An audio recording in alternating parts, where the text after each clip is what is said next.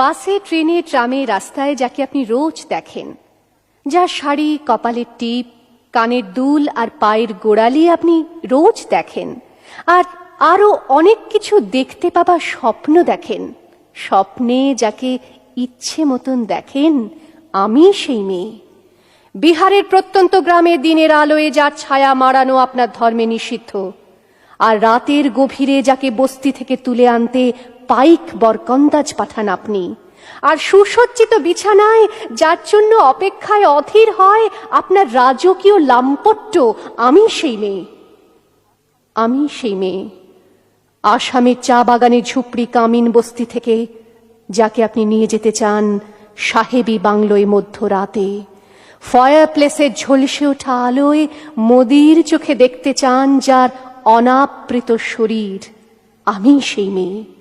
রাজস্থানের শুকনো উঠোন থেকে পিপাসার জল আনতে যাকে আপনি পাঠিয়ে দেন 10 মাইল দূরের সরকারি ইদারায়, আর 20 মাইল হেঁটে ক্লান্ত বিধ্বস্ত যে রমণী ঘরা কাঁখে ঘরে ফিরলেই যাকে বসিয়ে দেন চুলার আগুনের সামনে আপনার রুটি বানাতে, আমি সেই মেয়ে।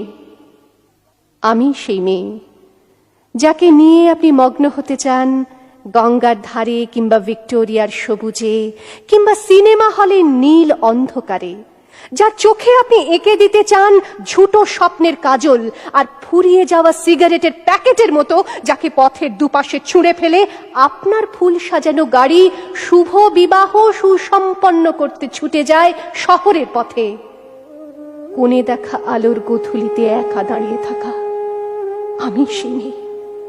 আমি সেই মেয়ে, এমনকি দেবতাও যাকে ক্ষমা করেন না, অহংকার আর শক্তির দম্ভে যার গর্ভে রেখে যান কুমারীর অপমান, আর চোখের জলে কুন্তি হয়ে নদীর জলে ভাসিয়ে দিতে হয় কর্ণকে, আত্মজকে। আমি সেই মেয়ে। সংসারের অসময়ে আমার ছাত্র পড়ানো টাকায় মায়ের ওষুধ কেনা হয়, আমার বাড়তি রোজগারে ভাইয়ের বই কেনা হয়, আমার সমস্ত শরীর প্রবল বৃষ্টিতে ভিজতে থাকে, কালো আকাশ মাথায় নিয়ে আমি ছাতা হয়ে থাকি, ছাতার নিচে সুখে বাঁচে সংসার। আপনি আপনি আপনি আপনারা আপনারা আমার জন্য অনেক করেছেন। সাহিত্যে, কাব্যে, শাস্ত্রে, লোকাচারে আমাকে মা বলে পুজো করেছেন, প্রকৃতি বলে আদিক্ষেতা করেছেন, আবার শহরগঞ্জের কানাগলিতে ঠোঁটে রং মাখিয়ে কুপি হাতে দাঁড় করিয়েও দিয়েছেন। হ্যাঁ, আমি সেই মেয়ে। একদিন